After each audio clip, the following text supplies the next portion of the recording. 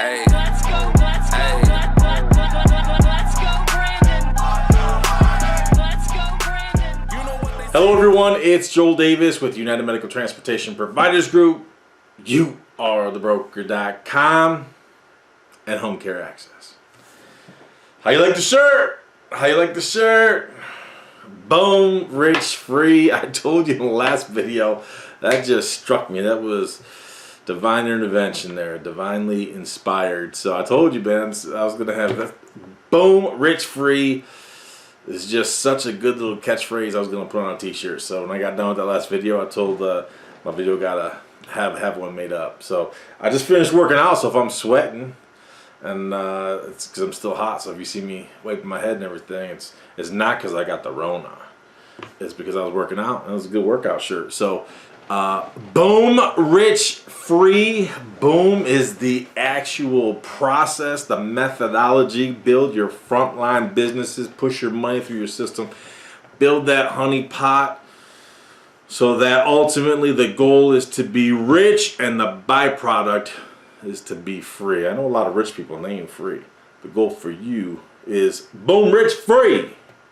We want boom, rich, free. Had to start out with that little video clip that was actually from one of our client providers who had a incident on one of their vehicles.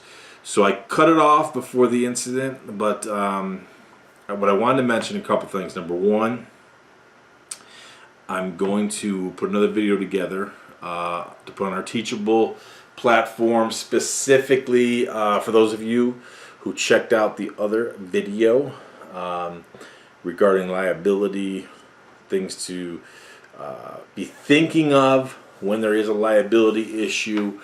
I hope you watched that video. Kudos to those of you who did, but I'm going to use this video to further expand on that, because this video I'll play it in its totality. There's things to be very prudent and cautious about. The one thing I will say is that so for many of you who have onboard cameras, that's great. But you just gotta understand, it's a double-edged sword. Either way, that video is evidence. So if something happens to you, that video is evidence. If something happens and your driver is at fault, that's evidence. It's who's gonna be able to maximize and leverage that evidence. And I'll talk about this in detail on the in the video I'll put together for our Teachable platform. Is you have to be very smart in how you use your evidence. Again, I'm not an attorney. I didn't play one on TV. I didn't stay at a Holiday Inn Express last night. But as a pre-law major at West Point, naturally I default to, I look at everything from a legalistic perspective when it comes to business. So if you got videos on board, that's awesome. They could serve as a great deterrent to keep your drivers straight and in line. That's great. But understand, if something does happen, it is legitimate evidence, and you have to be very cautious with how you use that evidence. Do you want to use it to your favor? Absolutely. What happens if something and your driver's at fault? That evidence can be used against you. So you have to be very, very, very strategic on how you use and disclose that evidence. Again, I'll go into much more detail because I could go down a whole rabbit hole. I'll save that for the video we'll put up on the platform. So I just wanted to share that that little snippet of that video just as a reminder for me to make sure to make that video and to underscore to you guys, it's great if you got videos on board. That's awesome, but it's a double-edged sword. It can quickly be used against you as well. So this is going to be a long video. We got so much to do, so much to discuss and go through. I encourage you to, this could probably be one of my longest ones. I'm just giving you the forewarning. And not only am I warning you, here's the best part about this video. I got an email. Can you please make your video shorter in length? maybe have a video for each specific topic so we can better choose what we would like to listen to. So I think that is a very polite way of telling me to shut the F up. But listen, if you meant that with goodwill and good spirit, hey, I can appreciate it, and I know I can get long-winded. I know my videos can be long. Got a lot of content, a lot of stuff to discuss, but I apologize. I do not have time. I know some of you have asked, why don't I do a podcast and all that stuff? I don't have time. I just don't. There's just no flipping way. Between business and family and my own desires and things I enjoy doing, there's just no way I can commit to doing something on a routine basis. And I don't have time to put just little. I don't have time to sit down and do a quick 5-minute, 10-minute video each time. It's just not feasible. So, all right, let's keep it moving because I got a lot of things I want to get through. Okay, so this one, in full disclosure, this is from a client provider who I'm working with, a great husband and wife team, well-intentioned. In full disclosure, I asked them to send me this because, you know, a lot of people, we don't have to ask for testimonials. They just share their stories, which is awesome. But this is one where you want to ask for it. And I told her, I said, listen, people need to learn from your experience, your situation. So if you don't mind putting something together so I can share it. So this is from, her nickname is Tabs, real name is Tabitha, but she goes by Tabs. She says, hello everyone, my name is Tabitha Blank, that's her last name, from Blank, that's her city and state. And my husband and I are owners of Blank Services, that's the company name. So, hello everyone, my name is Tabitha from X. My husband and I are owners of XYZ Service. I wanted to share my experience in working with Joel and his team in hopes of saving many of you a lot of time, money, and aggravation, because it's true. It is important to understand that we are recovering White Walkers. She included that in there. I didn't tell her to. That's awesome. It is important to understand that we are recovering White Walkers. Before starting our business, we were listening to other people online, giving their advice for starting a new business. We were aware of Joel and watched some of his videos, but honestly, we were just hesitant to spend the money and thought he was too advanced for us, which I'm not. We started by purchasing 2 vans earlier last year, a minivan for $3,500 and a 40-count line for $5,200. As Joel would say, quote, we thought we were outsmarting the system, quote, close quote, but it didn't take long to realize we made the biggest mistake. We had two big problems. First, we couldn't even insure these vehicles because the value of the policies were more than the value of the vehicles. That's true. There's some insurance. That's why when you see a lot of these yahoos peddling their brother-in-law advice, their free advice online, all the White Walker advice, and they're trying to tell you, oh, start with a $3,500 minivan or a $5,200 account line. Depending on where you're located, your insurance policy, your insurance premium for a year could be more than the value of the actual vehicle. And what underwriter really wants to take that on? Nobody. Let's see where I was. We had 2 big problems. First, we couldn't even insure these vehicles because the value of the policies were more than the value of the vehicle. Second, because we are in blank state, DOT wouldn't even let us use the vehicles because they were more than 10 years old. That's very true, very applicable. When I'm working with you one-on-one, we definitely want to find a vehicle within 10 years. Even if you're in a more deregulated state. You know, I mean, look, their vehicles were what, like 2005 and 6 or something? You're talking about 15, 17-year-old vehicles. That's not what we want. That's not what we want. Do I want you starting off with brand new vehicles? Heck no. Do I want you spending 40, 50, 60, 70? Some new Transits, I've seen them going for 70s and 80s. That is absolutely flipping insane. On the other end of the spectrum, do I want you going ghetto with $3,000, $3,500, $5,200 vehicles that are 17 years older? At that point in time, again, like them, they couldn't even get them insured. No one wants to touch them. Then they realized they couldn't get them DOT'd. Again, this is all before Joel Davis. With no idea of what to really do, we both had Joel in the back of our minds and reached out to the $1 Million Team. They have all been so helpful, a true godsend. Since starting work with Joel, we were able to sell the Econoline. We didn't sell the minivan, but we're able to give it away to a family member in need and get a tax deduction through the church. Joel found us a great vehicle, a 2014 Ford Econoline. We did, got him a good one. Good price point, all that kind of good stuff. It cost more money, but it was a great deal and will last us many years to come. It came with the straps and Q straints, which was great too. That's like free money. The difference of where we were just 6 months ago to where we are now cannot be more different. Our new look, our website, our materials, our van, uniforms, everything is what we envisioned, but more than we had hoped for. That right there is a very telltale, very moving, poignant sentence right there. Our new look, our website, materials, our vans, uniforms, everything is what we envisioned, but more than we hoped for. So that's awesome.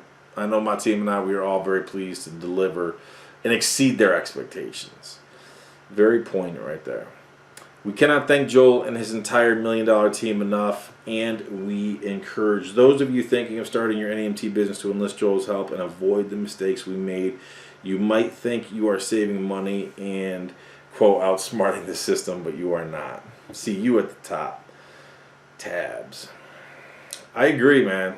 I mean, look, obviously, we're happy to work with so many of you, but again, it's just the reason why I asked Tabs to put something together. And I told her, so you put down whatever you want, but I want you to share your story because, I mean, we see this all the time, you know, and there's just so much stupid.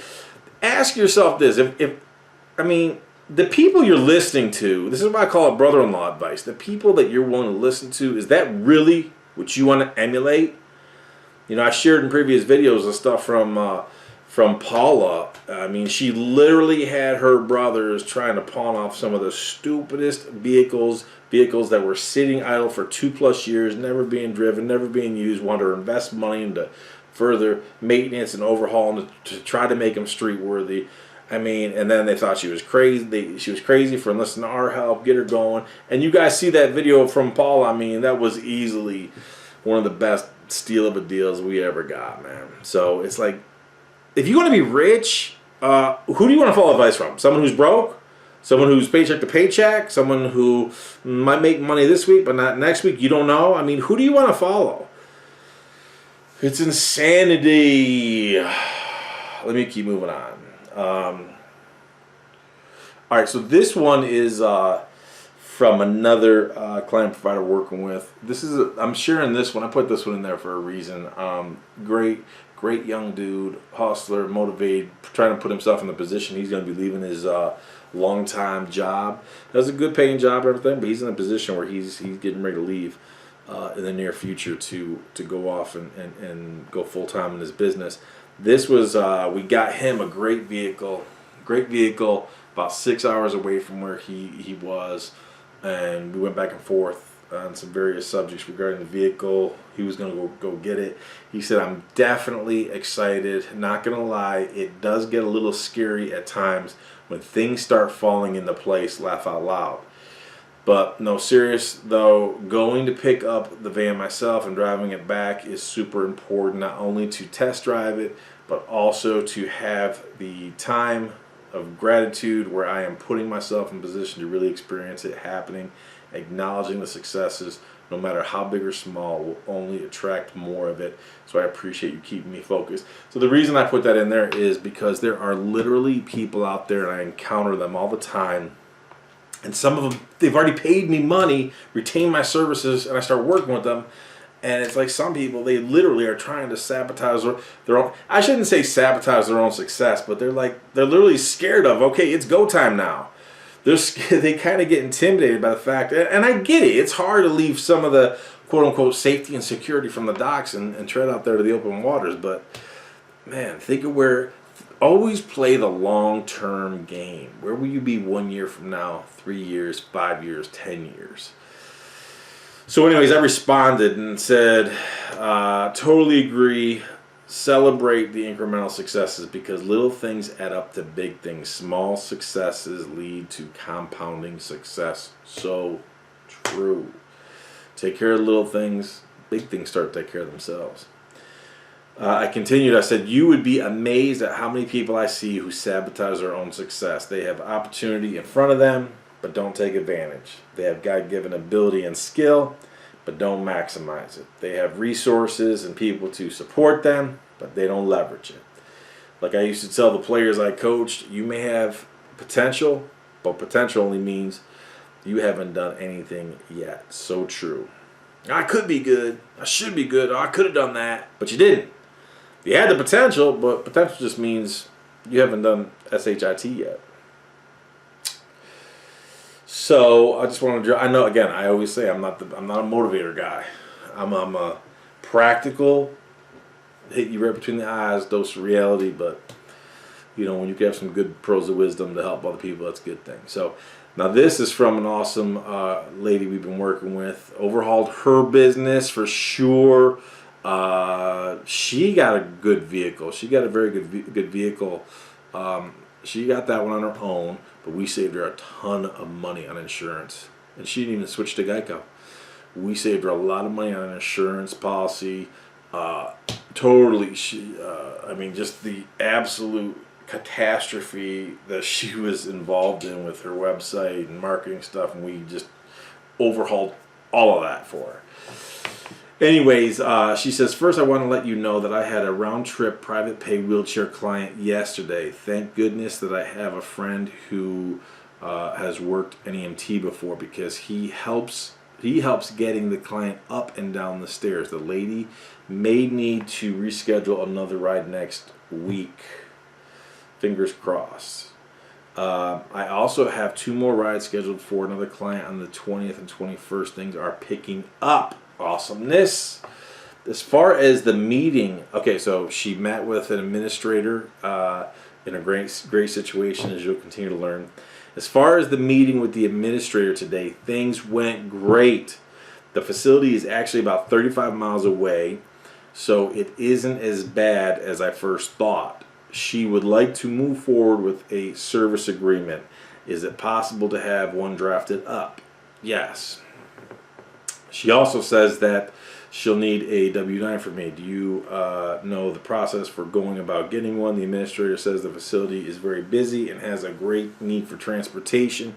She has 8 private pay transports alone today. That doesn't include the Medicaid transports. She believes that she can give us at least 2 to 3 round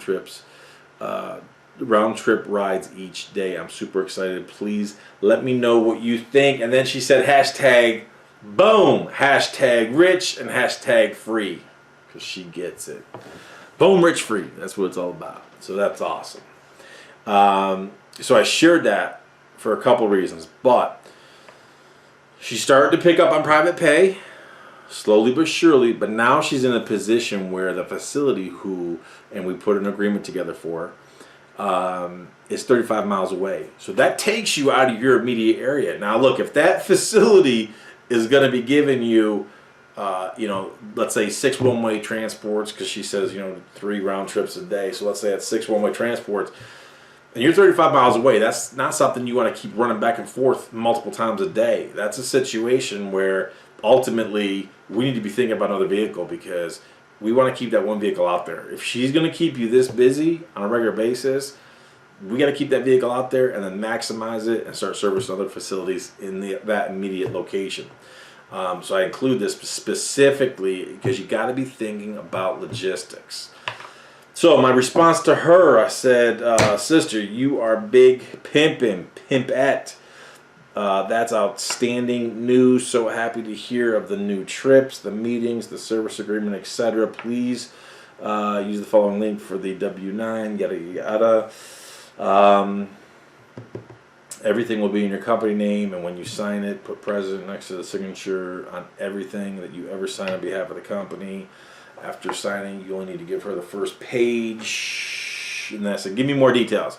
What did they, the facility, the administrator, what did they say about your executive welcome packet? What did they say about your pricing? What did they say about your vehicle and you being the single driver, even though she had a helper? Please get me the following: the legal name of the facility, the address, name of the title of the person for the point of contact. Great work, proud of you. And then she said, she being the administrator seemed very impressed with the executive welcome packet. Love it. That's what it's all about. I handed it to her and she said, oh, quote, oh, this is great. She kept flipping through it throughout the meeting. That is what it's all about, making you look like a pimp or a pimpette during your meeting. First impressions are important. But that's the purpose. You gotta, separate yourself from all the slappy pappies out there. All these independent operators who, look, if she's starting by herself, yeah. Is she an independent operator? You could argue that, yeah. But the difference is she ain't gonna stay an independent operator. We're gonna grow and scale. Why? Because we're doing things right. Let's see. We didn't go too far into price negotiations. I told her that I could offer her some discounted rates in exchange for volume. She believes that she can give me at least 2 to 3 round trips during the day, so that seems fair. I let her know up front that I had one vehicle and would be driving, and she didn't seem concerned. She says that she likes to help women business owners. I told her that I'm looking to grow, and I encourage her to give me as many trips as possible. I love the enthusiasm. I love the willingness to do whatever's necessary. She said, thank you for all that you do. I can't imagine what I'd do without your service. You are, in capital letters, the real deal. Thank you so much. We love you too. And then I said, all right, so then I prepared an agreement for her and I sent it back to her. And I said, I addressed the agreement to blank, the administrator, but I left it blank for the actual signature in the event that someone in the legal department is actually the person signing the agreement. I added a quarterly meeting clause. This will give you an opportunity to meet and discuss issues like rising gas prices, money in arrears, and make adjustments as necessary. It also gives you a legitimate reason to always be relevant. Send them notifications in advance of such meetings, literally meet and discuss, etc. Then I continued. You'll notice I made the agreement very professional and structured, but not intimidating with all the BS legal jargon. I'm sure you picked up on in my previous videos that service agreements really are not much more than hearty handshakes. If they stiff you money and owe you $7,000, are you really going to spend $25,000 in legal fees and court costs to win your case? No, obviously not. But they don't need to know your level of intentions. Review everything in detail and let me know. It's interesting that I used $7,000 because you'll see why in a second. And then I made some edits into it. She said, thank you, Joel. The service agreement is so official. I love it. I apologize for the delay. I was at a hospice earlier. There's one thing that blank and I discussed yesterday. I told her that payments can be made every 30 days rather than bi-monthly. Is it possible to have that changed? Other than that, it's perfect. Thank you so much. I personally, in her agreement, I put in that it would be paid twice a month, net 15. They obviously discussed net 30. Not a problem. All I'm saying is you don't want to exceed net 30. So if we're initially going to negotiate, let's go for net 15. Why? Because if you get paid every 2 weeks, that definitely assists your cash flow. Cash flow is the lifeblood of the business. So anyways, we made that edit. There's nothing wrong with going net 30, but you got to be paid, which leads me into an issue with one of our client providers. Again, another great husband and wife team, hardworking people, started from nothing. Actually, I shouldn't even say they started from nothing. I would actually say they started kind of worse than that because he had a previous business partner. They had a falling out, didn't work out well, whatever. I know he got stiffed. I don't remember all the particulars, but regardless, he, had a bad experience. So then he and his wife started this one, and kudos to his wife because she was still supportive and everything. He ended up enlisting our help a long time ago. We've been with him a long time. Great guy. Anyway, so we put together, I don't even know, like a dozen different service agreements for him for different facilities. Anyway, so one of these facilities, this is why I mentioned the $7,000, one of these facilities is stiffing him. They had a change in management, new executive director or whatever, and now they're trying to stiff him $7,000 on someone that they was a dialysis patient, since passed away. Now they're not going to pay, all this kind of good stuff. So you got to collect your money. I mean, we're not working for free. What good is an agreement? An agreement is, I want to do business with you, you want to do business with me. That's our relationship. Takes two to tango. We're not having one-sided relationship. So they end up stiffing him, and they used to do all this work with them. Change ownership. They're trying to stiff him now. Long story short, I told him, hey, we could still accept trips out of there, only if they're cash. But now we're going to go after our $7,000 for sure. So we're going after the $7,000, but we can still accept trips as long as it's cash. So if you, the facility, and the staff from the facility all love our client provider because they're good service, all that kind of good stuff. So they love them. So they're all upset about this because they're caught in the middle. Change of leadership. The general staff love them, want to use them. My client provider, reliable, dependable, show up on time, all that kind of good stuff.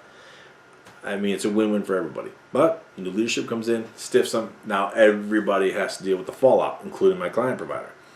So, hey, we'll stay. I told him he wanted to shut everything down. I said, no, let's not rip off our nose and spite our face. Two things got to happen. First of all, we'll continue to take trips out of there as long as they're paid cash up front. Got to be paid cash up front, not even check, cash. So if the facility's going to pay for it, you're paying cash.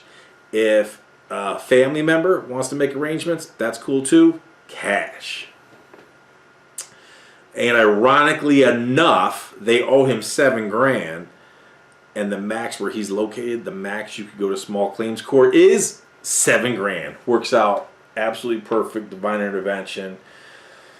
So I told him some things of what we need to do to get ready for small claims court, and how I was foolish enough not to include that in here.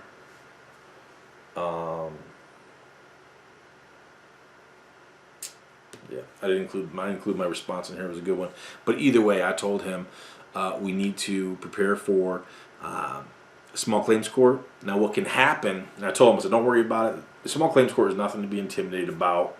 I always love this stuff. I personally, again, I love the legal aspect of this stuff, so I always loved all that stuff. But it's nothing to be intimidated about. What will happen is, to file where he's located, $7,000, and they cap it. $7,000 is the max you can do for small claims court.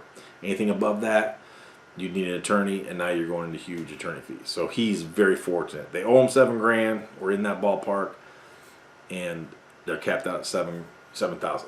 Costs $150 filing fee where he's at. The good news is when he wins, the defendant is going to have to pay the $150 filing fee as well. Now, what can happen, because I've seen this plenty of times, is that when you file for small claims court, they send the legal demand notice to the defendant. And a lot of times, that will motivate them enough to pay whatever they owe. Now, $7,000 is a big nut, but at the end of the day, they got to justify. They have to show up. Now, if they don't show up, they're going to be, 99% of the time, they're going to lose if they don't show up. So someone from this facility has got to show up. And here's the problem. Here's their real problem that they have, and it's to the advantage of my client provider. We have historical performance of them not only paying for this patient, but others for similar trips. Now all of a sudden they say they don't want to pay for this. We have historical performance. So my client provider, who was operating in good faith, was doing what he always does. Receive the trips, get the approvals, perform it, invoice them, all this kind of good stuff. Now trying to skip on them. So he has the wind to his sails as long as we handle this properly. So I told him get all of these things done. So then he sent me an email. This is where I'm going to start to dovetail two different emails together because they kind of have a very similar message coming together. So after confirming our strategy, we're going to accept all trips out of this facility as long as they are cash payments up front. B, we're going to file small claims court ASAP. Not going to happen. That means we lose this account. It is what it is. You can't have someone stiff you $7,000 and then we're still going to continue to do business with you. That you can't do that. That's not a relationship. If you can't be trusted with little things, how can you be trusted with big things? A facility like this, if you can't be trusted to pay me after I've operated in good faith, you can't pay me $7,000. How can I ever expect to do $70,000 worth of business for you? You can't. So he says, by observing how unpredictable this NEMT business can be with the introduction of new regulations and the highly competitive nature, I have been wondering if this is the time to add a broker component to our portfolio, as you often mention. When do you think it's a good time to look into beginning the process of becoming an active licensee with You Are the Broker? What financial considerations should be taken in addition to the initial?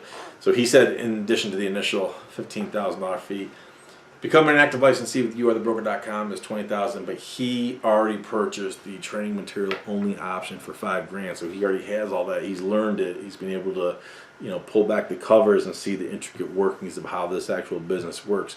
So the only thing, whenever he's ready to move forward, he would only pay the balance, which would be the $15,000, which covers the cost for the one-on-one coaching with one of my guys, all access to the software platform and the app and everything. He continues, do you advise starting the broker business while being very much involved in working towards growing and scaling the NEMT business, or do you recommend waiting until the NEMT is much better established? Off the top of my head, I believe he has 5 vehicles. So, I mean, he's not a onesie-twosie, but, he's still young and growing, doing well. We already started to put things in place for his, quote-unquote, his banking system, his putting his bank together so it's separate to push things through to his bank and his management company. Already got him set up to fund his honey pot. Loving it. Let's see. Should I wait till I have at least $50,000, $100,000 saved in our honey pot before starting the broker business? I have already invested in the learning material, the training material only option. I'm not sure if I should focus all my attention on the NEMT for now, or if I should try launching the broker business also. Will the broker business require full-time involvement in order to maximize its profitability? So I sent him a response. Now, many of you know that if I'm working with you one-on-one, don't be surprised if you get a 3 a.m. email, because when it's go time, it's go time. If I got to get stuff done, I'm pulling an all-nighter. So I sent him this response like 3 in the morning. So if some of my speech is slurred, you'll know why. So I said, all great questions. In fact, I am going to use your question in my next video because I already have planned on talking about this type of scenario because of some inspiration from another provider in a communist state where they are dealing with increasing nonsense from brokers and associated rules and regs. Your issue is a little different, but the motivation is the same: escaping someone else's control and ability to adversely influence your business. Case in point, you are operating in good faith, you're working with a facility, doing well, and they stiff you money. Can't operate like that. That also sounds like something like, the broker relationship. They approve a trip for $60, $100. You do it right, you dot the I's, you cross the T's, and then they find some technicality of why they're not going to pay you the $60 or the $100, and they're going to pay you the $45 or the $75. So you're taking a 20% loss? Can't operate like that. It's further control and manipulation. Cannot have it. I said, honestly, for the life of me, I will always marvel at how many people insist on pounding and pounding and pounding the square peg into a round hole, regardless of the industry or the type of business. Obviously, there's good money to be made in the NEMT industry if you build your business properly. But as you've heard from me say time and time again in my videos, no one cares about you. So true, so true, so true. No one cares about you, i.e., you've been working with blank facility for how long? He's had this agreement with them for a long time. They changed leadership. All of a sudden, he's on the outs. You've been operating in good faith for how long? And just look at how quickly they are willing to stick it in your ASS to save what amounts to very little money over time. I mean, $7,000, a lot of money that you got to collect. But it's not a lot of money to absolutely ruin your relationship, and you got the best provider, the most reliable provider over a lengthy period of time, and a new management comes in, a new executive director. I mean, it's just so stupid and short-sighted. Let's see where I was. It's incredible. Hence, the reason why you need to do what's in your best interest for you and your family first and foremost. Not to the benefit of the broker, for the state, the DOT, the Department of Health, or XYZ facility who's going to stiff you $7,000. I continued. In regards to your specific questions, there's not a specific amount of money that you need to have in the bank to start your broker business. Rather, it's more dependent on the amount of opportunity you have and how involved you plan to be. To the first point, I can't stress this enough.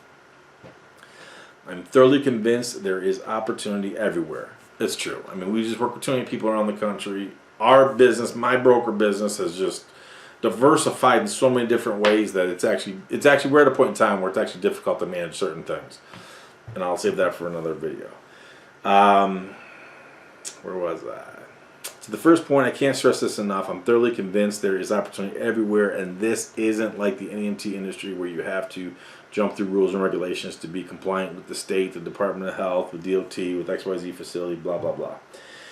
I know market opportunities and conditions might vary based on where you are in blank state versus where we crush it in blank states and surrounding states, but especially with the supply chain related issues, there is so much delivery work out there. There is so much work for express moves. The complete underserved market of the moving industry that traditional movers are never going to touch. So in terms of opportunity, that's a non-issue. The two variables that I would argue are most important for you in specific order are time. The time you have to invest in building your broker business. Like any business, the initial foundation of your broker business will be dependent on building relationships with prospective contractors, i.e. your labor force, with clients like retail and corporate partners, property management companies, storage malls, realtors, and more. Similar to your NEMT business, when you have established relationships with retailers, corporate clients, and various businesses, you're going to get repeat business. So true. So true. I can't even predict what our percentage of repeat business is, but we get just a lot of repeat business. It's like getting a contract with a nursing facility. They just keep calling you with reservations when they have need. The same will hold true with your corporate and retail partners. Once you establish that relationship, they see the savings, the value, and convenience that you offer. They just keep going to the well and calling you. The same holds true with individual customers. You will have a ton of repeat customers. It can start with a simple delivery, delivering furniture or appliances from a store to their home or apartment. Who do you think they are going to think of when they need something else delivered, or who do you think they're going to think of when it's time to move?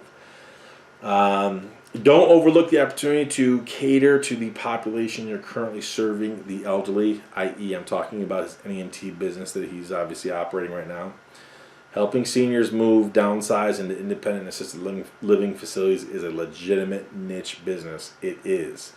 For those of you who've been with us a long time, I always talked about Dexter. Dexter was the inspiration for me launching my broker business. That's what he was doing. Working part-time. He was working part-time just on the weekends, paying some of his guys as 1099 contractors. He was doing as much in 1 year. Granted, he was already leveraging his NEMT business that was in operation for 3 years. If I recall correctly, he was doing $2,000 a week, so $8,000 a month, taking $8,000 a month out of his NEMT business as salary. And then after 1 year, working only weekends and part-times, he was on average doing $8,000 a month. So he's doubled his income in a year. Took him 1 year to build his, I call it the niche moving business that he had, that Dexter had. In studying my training material, I trust you picked up on in the additional DVDs the ability to bid on work as well. That was a blessing we uncovered during the scamdemic that helped us quickly close a 42% deficit in 2020 to still finish the year strong and actually make it our best year up to that point. The list goes on, but again, like anything, you must be willing to invest the time in the front end to cultivate the business. But again, in addition to not having burdensome rules and regulations with a broker business similar to mine, you are only limited by your creativity and your labor. So true. Which leads me to the second key variable. Just as everyone in every business and industry continue to endure labor-related issues and shortages, you could still experience that with contractors in your broker business. However, I would definitely argue it is not nearly as bad because, for the most part, 1099 contractors operate more from the premise of, quote, feast or famine. It's true. Would I rather have employees or contractors? Contractors. That doesn't mean you don't have problems with them. You do, but proportionally speaking, I think it's better to deal with contractors. If you get a good contractor, gold. I continued. If they don't work, talking about a contractor, if they don't work, they don't eat, whereas most employees love to punch the time clock and operate more like a fat cat whenever possible.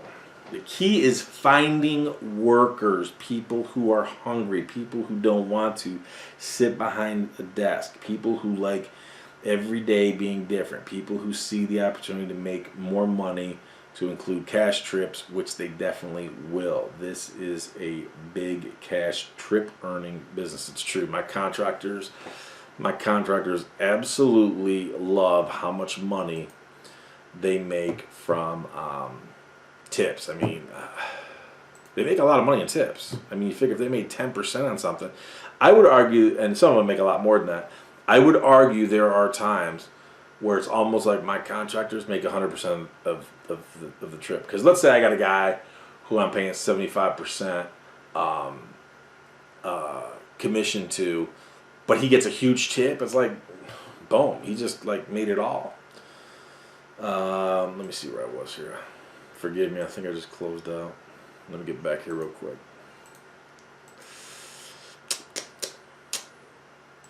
All right, here we go.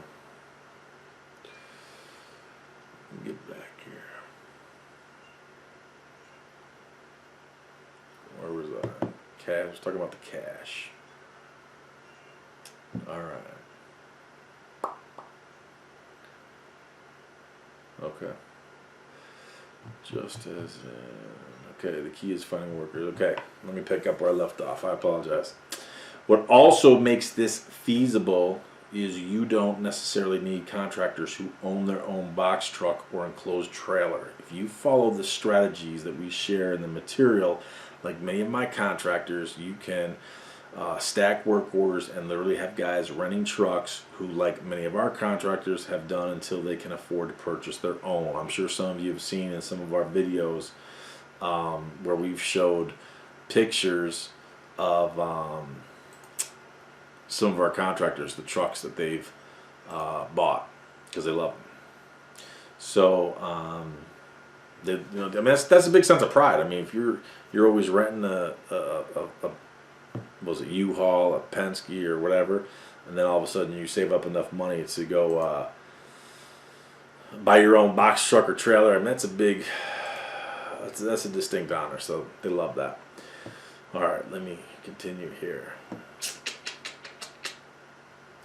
So, in summarizing my rambling, this is what I'm saying to him. So, in summarizing my rambling, it's not necessarily about how much money you have in the bank that is determinative of when you start your broker business. Rather, it's more of when you have the available time in the early stages to invest in literally building it, cultivating new business and building relationships. I hope this gives you a broader I hope this gives you a broader yet more in-depth understanding and perspective of what would be required to achieve success in both your NEMT and broker business. But as always, let me know if you have any questions. Depending on when you do move forward in launching your broker business, obviously you will be working with one of my regional directors one-on-one to help mentor and coach you for a full year, which will be a treasure trove of knowledge. Very true. But obviously I will continue to be available to you as well, since we continue to work one-on-one. In so doing, you'll notice, this is an important point, in so doing, you'll notice there will be some overlapping knowledge, true, and messaging from my regional director person. I mean, part of the reason why you pay that money is because you're working with one of my guys for a full year. So I said there's overlapping knowledge and messaging from my regional director and me, but you will also quickly realize the distinct differences in strategic thinking and planning. I think that thing through. I own and run the whole show. I got regional directors who do a phenomenal job. I love them. I make sure that when you sign up to become a licensee, the vast majority of that money goes to them because they're working with you for a full year. I want them to be well taken care of, well compensated, to be enthusiastic, to pick up the phone and call you, to email you, text you, to teach you how to use the software, the apps, all that kind of stuff. But you'll see a distinct difference because I have a different perspective on how to actually build, grow, and scale the entire business. So here's an actual picture. I wanted to share this with you. So because some people, they get all weirded out, like, you know, you love having, if you got employees, you love having your own vans, your own uniforms, your own brand. And I get that. I love it. Absolutely love all that. But the thing is that some people get weirded out because I tell you that some of our contractors will rent a truck, a Ryder truck, a Penske truck, a U-Haul truck. So people, they're kind of uncomfortable with that. This is a picture that I actually took a couple weeks ago. And I had to drop off some stuff to a friend of mine. This is an actual picture I took out my driver's seat window. This lady saw me too. She thought I was a creeper. Where is it here? Okay, this is an actual picture I took. Now, what do you notice? What do you notice? This is a FedEx driver using a Penske truck to deliver product, deliver boxes, shipments, packages. This is a FedEx driver driving a Penske truck. Again, I took this picture a couple weeks back. You'll notice the snow because we're still in Craftsville, New York, this communist state. This is a picture that I took of a FedEx driver driving a Penske truck. Why? Because even FedEx, they don't care. They just got to get it done. Now the person, I just finished dropping something off to a buddy of mine, and she dropped off something to a neighbor. I mean, do you really think that neighbor cared that this FedEx person rolled up in a Penske truck? No, they just cared they got their whatever they purchased. I mean, that's all they care about. Kudos to them. Absolutely love it. Again, she looked at me because she saw my camera sticking out. I had my hand resting on the rear view mirror. So she looked at me all sideways like I was a creeper, but it is what it is. All right, so this one is also part of a larger email, and this has some really good nuggets in it. So I cut out some of this, but we talked about this. This is a really good dude. This is Terry. We shared some info from him before. So again, this is part of a larger email. I'll try to go as quick as I can. He said, my company currently so this is an email he sent. He's trying to herd the cats. He's trying to do what we did in California back in the day. What was that, like 14 or 15? What we did in Wisconsin back in 2012, where we were herding the cats to really fight the brokers.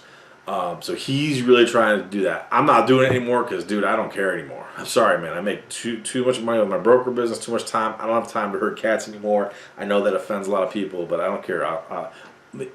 Boom, rich free. Boom, rich free. I don't care. Boom, rich free.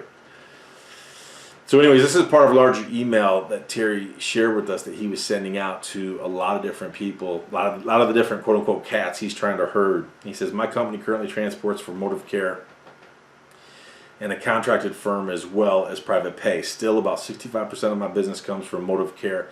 Many of you have commented about the absurd rate structure they currently offer, and I agree. A few of you have considered not taking any trips on a specific date.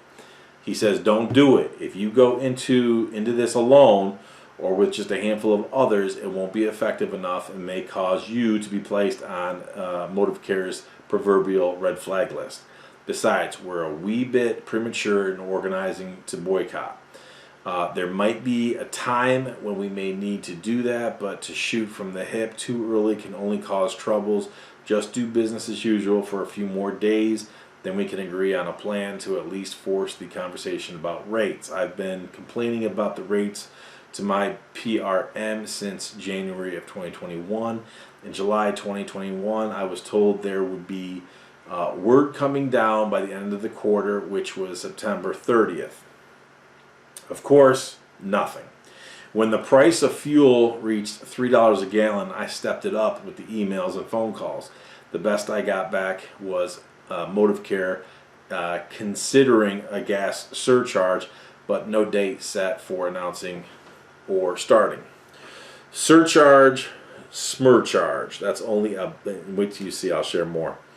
He says surcharge, smurcharge. That's only a band-aid to the wound. It's only a band-aid to the wound and not addressing the wound itself. From my past experience as a 25% owner of a trucking company, the surcharge only helps a small amount and disappears once fuel prices lower. That would put us back to square one. I'm mad as hell about Motive Care's rates because I almost went under when I was over 98% dependent on Motive Care trips. All I was receiving was short trips and not many of them.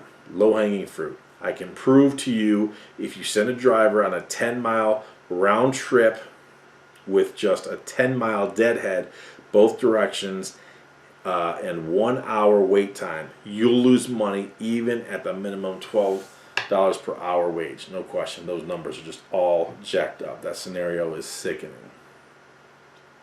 He continues, I know no one has made me in charge of anything, and I'm not. Love the humility. Good job, Terry. But I'll be the bad guy in communicating with Motive Care if you want. A few months back, a few months of us were on a Zoom call to try and do this exact thing and get organized. If you were on that call, please contact me directly ASAP, but not through replying to this email. Let's start again, this time with much more anticipated participation. I have come up with the idea that I'll share with all of you within the next 2 to 3 days. Once the list is confirmed as clean as it can be, I also have access to one who I consider the quote-unquote guru of the industry, Joel Davis, who hates brokers. That's true. And knows how to deal with them. I can't remember the details, but I know he was instrumental in blocking some broker aggression in Wisconsin and California a few years back. True. And greatly helped the NEMT providers in those states. Through his advice on video, he helped me land a contract paying over $3 a mile with pickup fees. Nice. I'll seek his advice as well. There will be at least 160 of us still on the list once cleaned. I know there are more providers out there, but let's start with that. Then as a group, we'll have enough voices to force Motive Care to hear our woes. By the way, did you notice there was no on, this is important. Two things. First and foremost, he's talking about 160 providers. That's a lot of cats to herd. If you pull that off, that's phenomenal. But here's some very good tidbits. I've kind of mentioned these before in previous videos, but this is important. He said, by the way, did you notice there was no online quarterly regional meeting for the first quarter? That's because our regional PRMs know that our first quarter will be in the conference and open for questions, i.e. rates. They have no answer as of this writing other than a rumor of a surcharge. And I don't know about you, but I'm tired of being placated and cringe when I'm called a Motive Care partner. How long have I been telling you all that feel good fluff. Go to the seminars, have them do their presentations, their breakout sessions with your free lanyards. Get to ask questions because we're all partners. No, they're screwing you in the ASS. He's calling it out. This is key. Did you know MotiveCare did over $575 million in fourth quarter 2021 sales with nearly $60 million in profit? I've talked about this stuff before. I mean, MotiveCare is a publicly traded company. I'll read it. He put this out here. I love it. Did you know MotiveCare did over $575 million in fourth quarter 2021 sales with nearly $60 million profit. In 2021, they also did a service revenue of nearly $2 billion with the B, which was a 46% increase from 2020. Google, and then he suggests to all these people he's emailing, Google MotiveCare fourth quarter earnings and see for yourself. In the meantime, we quote-unquote partners are struggling to stay above water. That's it for now. Look forward to the final update soon. So before I read a response from Dan, a couple quick things. First of all, I absolutely love, Terry, that you put those numbers out there because you can't. I love numbers because you can't argue with numbers as long as they're legit. Well, these are legit. MotiveCare is a long since publicly traded company.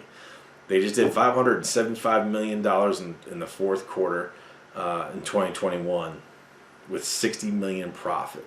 That is absolutely phenomenal. What's the math on that? 60 and 2, 3.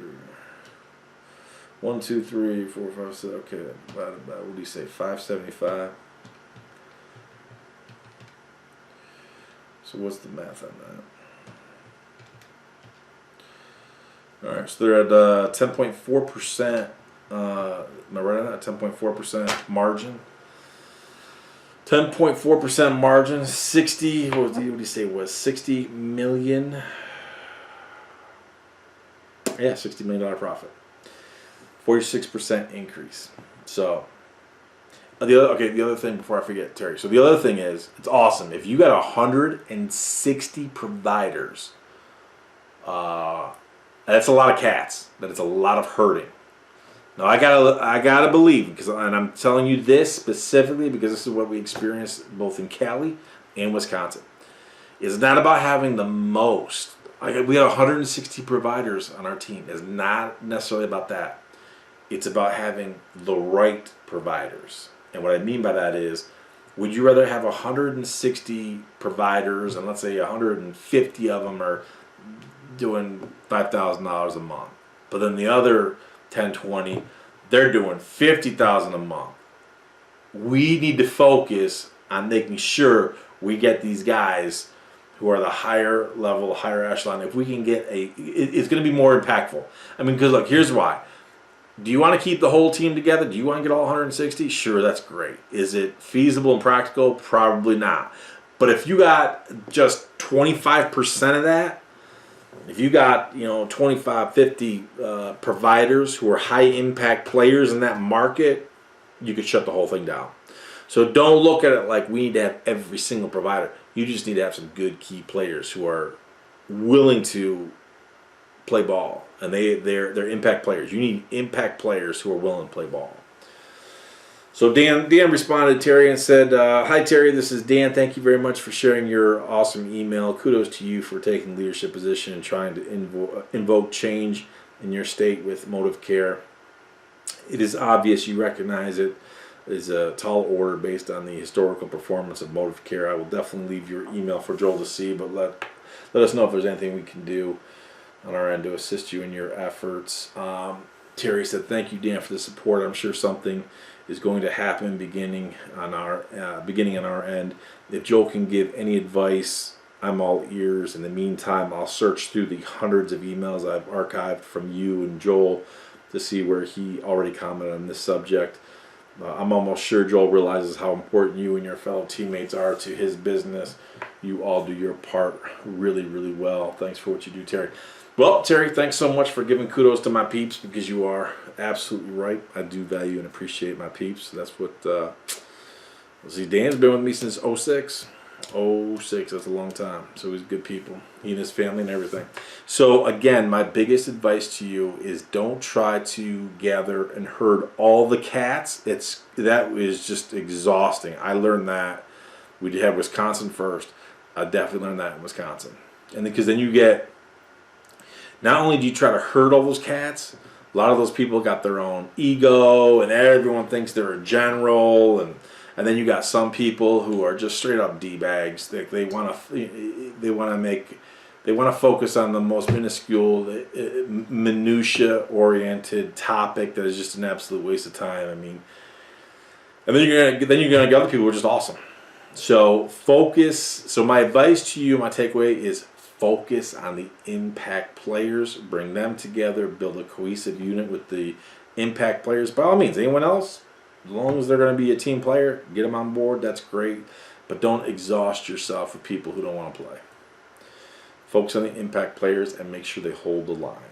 So the thing, and so the reason I shared that stuff too, honestly, is like when you look at that, it's like I say to myself, and again, when I was just in the early stages, when we were doing Wisconsin in 2012, I was very much in the early stages of my broker business. So were we setting the world on fire? No. But it's like hindsight being 2020 and where I am now, it's like, would I ever take on this role, me personally? Absolutely not. I've been solicited to go help lead the charge in certain areas, but I'm not doing that. I mean, why pound that square peg into the round hole? No one cares about you. You need to be making money any way you possibly can. Hello? What are the gas prices? What's the inflation? What's the percentage? I mean, and what's the outlook for the sleepy, creepy dementia patient with the cackling sidekick Medusa and all this perversion? And again, I know a bunch of you knee-bending snowflakes who are, you don't like what I say, what I do. I get it. You got to unsubscribe. Go. There's nothing wrong with that. Not all relationships are made to last forever. I know a lot of you from the demonic rap party, you hate me because of the things I say about the pervs, the pedos, and the baby killers. And I know a lot of you people from the Judas party hate me as well because you guys co-sign the demonic rap party. Hey man, it is what it is. I'm a biblical capitalist. I'm sorry. So for those of you who don't like it, bounce. All I ask and all I encourage every single one of you to do is prove me wrong. Anything I say, don't take my word for it. Go do your own due diligence and fact-finding and get your own evidence. But be very wary of the source. You're going to go listen to some of these slappy pappies who are telling you to go invest in this vehicle for $3,000. I know it's 17 years old. I know it works. Some of you people, like for my people, like who get in these issues where they got in these legal issues, these legal jams, trust me, I'll pick up the phone and call them. Why? Because I work one-on-one with them. They're my peeps. They're my peeps. All these people that you're getting the free White Walker brother-in-law advice, pick up the phone, see if you can call them, see how well they're going to do for you. All right, now this is, we got a couple people sent us this. That is not the one I'm looking for. Let's see. Okay, here it is. Now, here is a couple people sent us this from earlier. This was from last month, but this is so beautiful, man. So some of you guys are familiar with Call the Car, typical nonsense. No one, they claim they're not a broker. They're a broker. They're all full of crap. This is regarding the gas prices. Greetings, vendors. This just oozes the type of nonsensical, fluffy horse shit that so many of you knee-bending, virtue signaling snowflakes that just you guys crave this stuff. Greetings, vendors. We understand we just made it through a pandemic and now we are getting hit with higher gas prices due to the Russian-Ukraine war? Are you flipping kidding me, you freaking virtue signaling snowflake? Gas prices have gone through the roof because of the Russia-Ukraine war, which started about 5 minutes ago, despite having a sleepy, creepy dementia patient in office as of what, January 20th? I mean, would you people please think this thing through? So when you people yell at me and complain and send me your stupid emails, you should keep politics out of it. Imagine if I'm a provider working for Call the Car, this nonsense, and I don't like to put someone else's stuff out there because I don't want to advertise them, but this is so snowflake-esque. I just have to share this.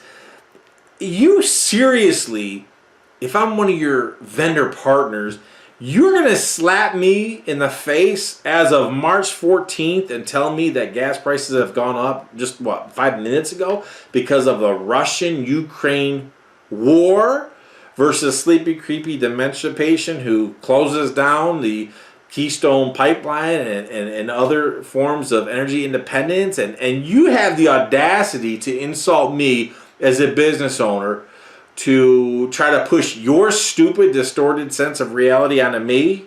So I'm asking you to increase the rates of reimbursement, help us out, hook a brother up. We support you, you support us. We're partners, we're in it together. And you have the audacity to slap me with, well, the high gas prices are because of the Russia-Ukraine war. Are you flipping kidding me? It's like the fake news lamestream media. That's why y'all need to stop watching that garbage.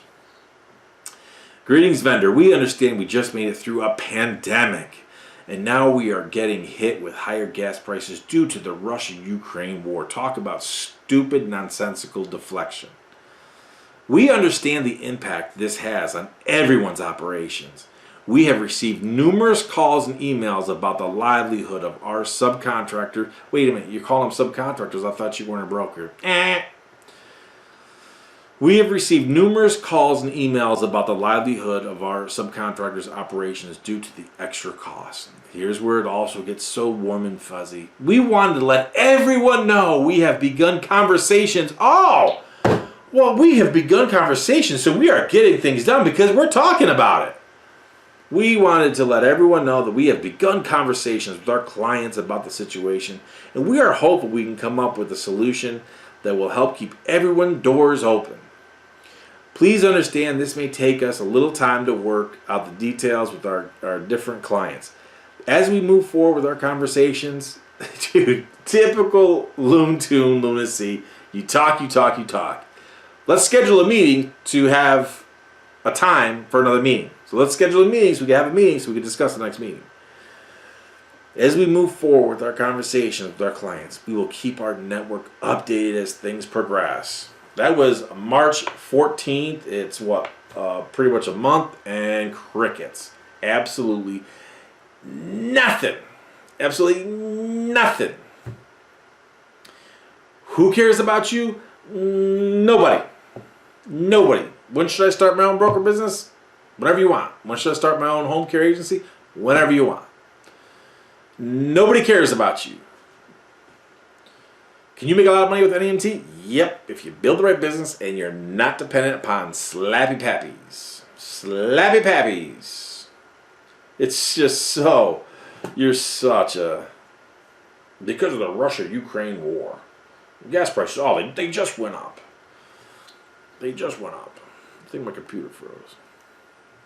What the heck? Oh, man. Maybe I was yelling too much. There we go. Alright, so where am I at here? I just had to include that. Hey team, can you explain the difference between Joel's executive business valuation and that of regular business valuation? I'm interested in selling my NEMT business and joining YouAreTheBroker.com. Thanks, Gene. Mean Gene, dancing machine. Very good question. I appreciate it, Gene. The difference between a business valuation that I would do for you versus a traditional valuation is probably 40 to 50 pages and $5,000 to $15,000. So again, I've talked about it in previous videos a long time ago. I don't think I've talked about it too recently. You can go get a valuation for a business, and they're going to bedazzle you with all different types of graphs and industry-related specifics and minutia and nonsense. And they're going to give you a big report in a PDF format that you could print up and bind if you want, whatever you want. I don't waste my time with that.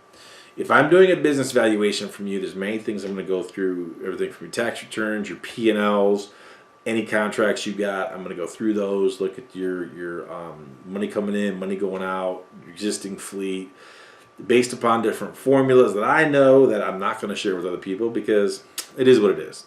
We work with a lot of people, so we have a lot of proprietary information, a lot of data and things that we know that I'm not going to share with other people because they go on to other brokers and they steal my stuff, so I'm not wasting my time.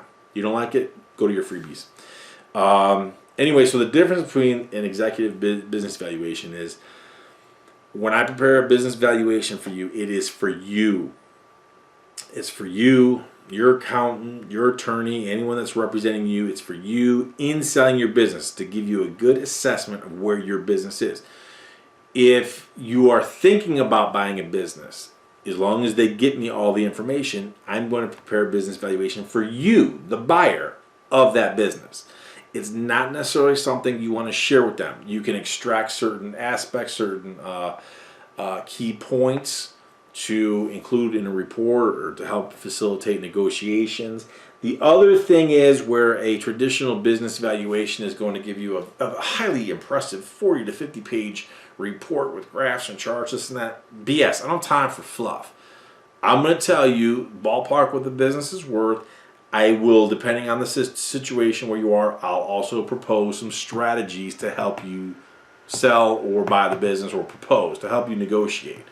I mean, look, you're going to get people who, I mean, the business is doing $500,000 a year. Let's say the SDE is $150,000, $200,000, and they think the business is worth, $3 million. It's stupid. It's not going to happen. So the business valuation is for you, not to necessarily share with the buyers if you're trying to sell your business, or if you're buying the business. The business evaluation isn't something that in its totality that you want to share with the seller.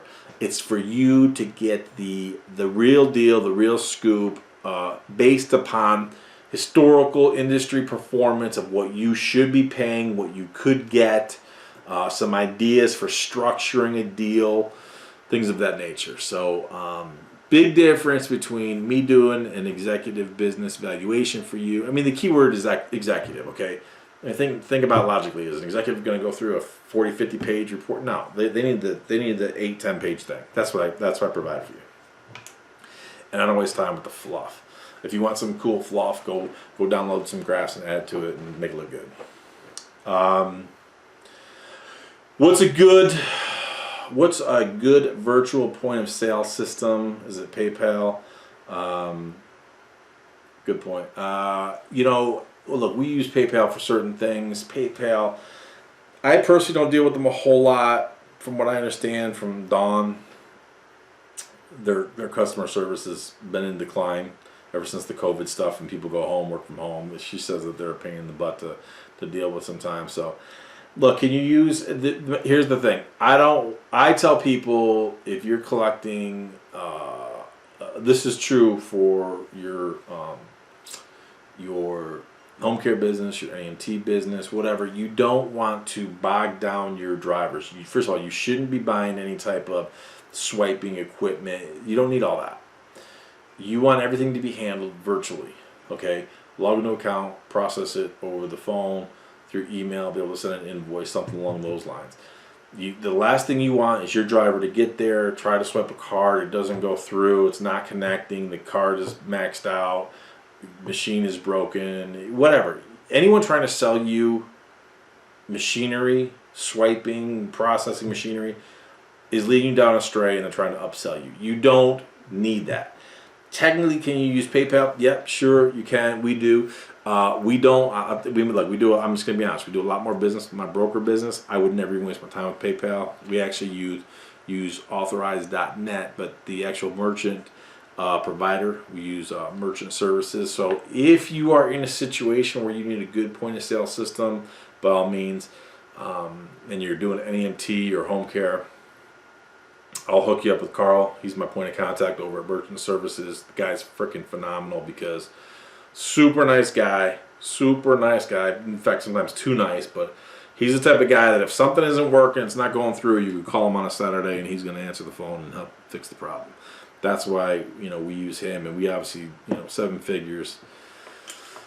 He's good stuff. So, listen, can you go with the PayPal? Sure you can. I don't even know what the fees are off the top of my head. I'm going to be honest with you. But then you have other options as well. Just don't get hoodwinked into, I got to buy Square, I got to buy all this equipment. No, you don't. No. You don't want all that stuff for your home care. Even your broker business, you don't need that stuff. We don't use any of that stuff. Do we need to buy a plastic bariatric transfer board, blanket, stretcher, fitted sheets, etc. for my business? You definitely want to get a plastic slide board. Keep that with your stretchers. Are you going to use it all the time? No, but there are times you are going to want it. So if you were to take someone, hospitals pretty much always have their own slide board. So if you go in to pick up a stretcher patient, you got to take in your slide board? No, because the hospital already has one. But if you're going to take someone to a doctor's office and that patient's going to come off that bed and slide onto one of their beds, you want your slide board with you because it doesn't guarantee they're going to have one. In terms of blankets and stuff like that, this is where your relationship with the facilities is key, because the last thing you want to do is create more work and start doing laundry. And you don't want the upfront charges as well. You don't want to go out there and buy different sheets and blankets. You don't want all that nonsense. And a lot of people don't want your own personal stuff. Okay, so this is where the relationships with the hospitals, the nursing facilities is key, so that you use their sheets and blankets, and they provide you with the plastic bags, the dirty, soiled linen, so you're able to, after use, you're able to put it back in there, and then when you return to that facility later on for another patient, you just drop off the soiled linen bag. That is the ideal situation. The only thing, and a lot of these facilities too, like you can buy a lot of your own cleaning supplies, as you should, spray down the vehicles, spray down the stretchers and the wheelchairs, things like that. But a lot of these you should buy your own. That's cool. But a lot of these facilities will also just give it to you, because they want you to, because it's to their benefit as well as yours. So listen, folks, I gotta bounce. I have to go take care of business and have dinner, and some of these other things here that I thought maybe I'd be able to get to, we will save for next time. And that's just where we're going to go. So, listen, I know that I ramble and I go on and on. I apologize, but I really don't. But I do hope you all have watched this entire video. If you watched all the way to here, just know that I love you. I love you, and kudos to you, because I hope and pray that you got some good tidbits, some good nuggets of knowledge. If you stayed to the end, you are absolutely awesome. And if you did stay to the end, because you're awesome, I'm going to see you at the top.